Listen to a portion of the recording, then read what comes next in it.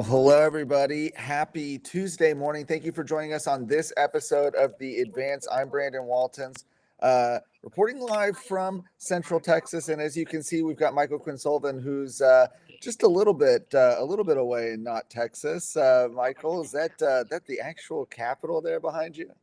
That is the actual capital behind me, Brandon. Wow. Yeah. Nice to see you there in Central Texas.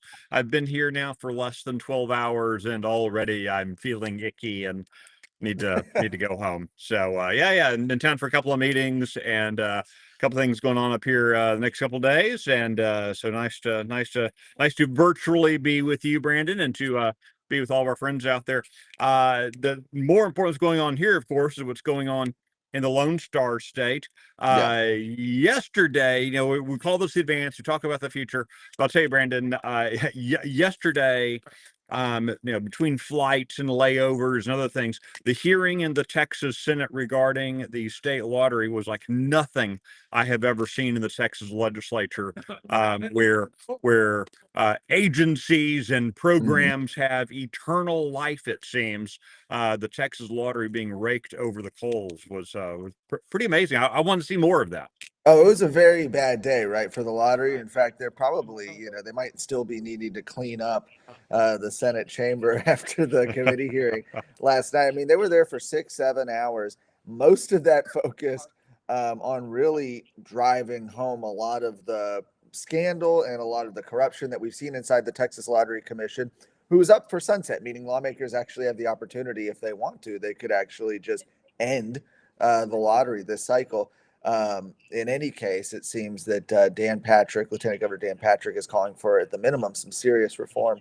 And so that's certainly been interesting. And I think, as Senator Brian Hughes, the chair of the State Affairs Committee, said, I think that if you're looking forward down the line into the future of the session, to the next coming weeks and months, I don't think that's going to be the last time that we are actually talking about the lottery, and that you might have some of those lottery commissioners, as well as their executive director, being called upon to testify to lawmakers. And so we've certainly got that to look forward to. But there's a whole lot of committee activity that's actually starting. If you want to know where we are in this session, it's a 140-day session. Now we're about a third into it. And Right. so we're moving along on this calendar. We had in the House committees just being announced a couple weeks ago. Those committees are starting to have their organizational meetings. These are the first meetings. This is, they might hear some testimony. For example, later today, the Public Education Committee's meeting in the House. They'll hear testimony from the Texas Education Agency, things like that. But they're not actually talking about legislation yet. And you've got a couple examples of over in the House. In fact, we don't seem to have any legislation actually being considered in committees in the House this week, save for the budget. But the Senate is continuing to hold these meetings as well. There are some organizational meetings for some of the committees, but they already met on the lottery this week. They passed that through. That's something they could vote on potentially today or tomorrow.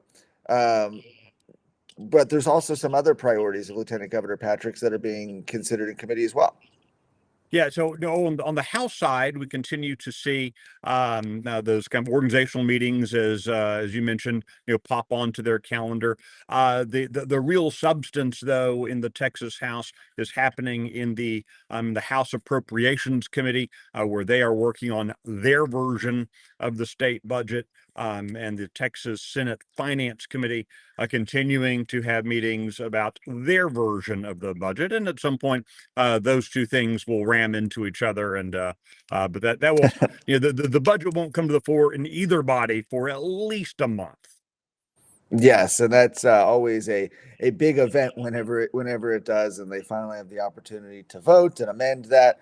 That's something we'll certainly be following. There's actually not, I would say, this time a ton of daylight between the appropriations, at least the initial budget proposals in both chambers. Sometimes you see two versions that are radically different. You kind of wonder how they're going to reconcile it. These two, at least their starting places, don't seem too terribly different. One thing that we're having come up in the Senate is tomorrow you have legislation by Lois Kolkhorst that is being heard in the Health and Human Services Committee, SB 25, relating to health and nutrition standards to promote healthy living. This is being billed as the, Make Texas Healthy Again, talking about, proper nutrition in schools, ingredients, things like that. Right. A whole suite of things. I think she'll be actually talking some more about it at a press conference later today. But, this is SB 25. This is a low number bill. This is something that Lieutenant Governor Dan Patrick has made a priority.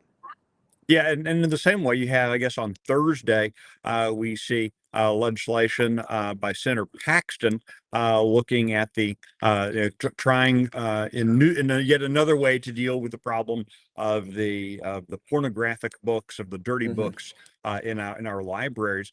So in the Senate, we do see some a little bit of motion there with the Senate with Senator Paxton's low number bill, also indicating that's a priority of Lieutenant Governor Dan Patrick. I suspect that we don't see non-priorities of Lieutenant Governor moving for another couple of weeks. Yes, well, and especially so interesting here, because I've had some people ask about this. The lottery, for example, I think that's something we could potentially see the Senate pass out this week. And you would say, well, the lottery, that's not one of the governor's 7 priorities.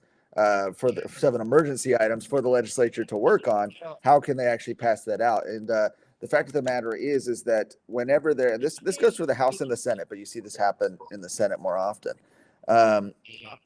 Even though there's a constitutional rule that says that you can only hear governor's emergency items for the first 60 days, those rules can actually be suspended. I think it's actually a 4/5 threshold. Something like the lottery that passed unanimously out of committee could potentially pass unanimously or close to unanimously out of the full Senate, means that essentially they can pass what they want if they all agree on it. Yeah, and look, I think what we saw in the Senate yesterday, what we've heard coming out of the House, is you've got a lot of the members of the legislature who want to take action on the lottery. I will not be surprised if the governor, given his stance with the Texas Rangers and others, is also encouraging the members to take action on this. None of them seem very happy with where the lottery is right now. Yes. One last thing that's a little can be a little in the weeds, maybe a little nerdy, but depends on who But hey, you that's are. what we specialize in. That's what we specialize here. Is that you've also got the state of the judiciary happening this week. This is the biennial address by the Texas Supreme Court and the Court of Criminal Appeals to the legislature. Where they're you'll have the Chief Justice addressing some of the issues they see. It's not usually an event, I would say, that makes a lot of news, but you never know. Certainly there's been, I think, more attention being placed on the courts, and it'd be interesting to see what they call on the legislature to do. Well, and as you know, bringing up the state of the judiciary, probably a good time for maybe us to make a little public announcement. Texas Scorecard is hiring a judicial reporter. We're going to start trying to put more emphasis on our coverage of the courts, on the processes, and on the results. Look, what the Texas Supreme Court, with the Court of Criminal Appeals, with this new business court, what they do impact the lives of Texans every single day.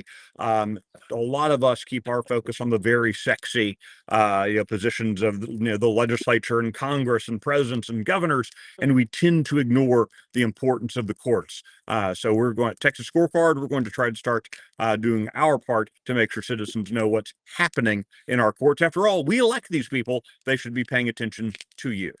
Absolutely. And that address will be tomorrow. Chief Justice Jimmy Blacklock's going to be delivering that in the House chamber, and so we'll be keeping an eye on that to see if there's anything notable coming out of there. But other than that, essentially what we're looking at this week are those committee hearings on some of these priority bills, Senate hearing some of these legislation. House is now sort of where the Senate was a few weeks ago in organizing committees, so a little bit behind, but there's certainly time to catch up.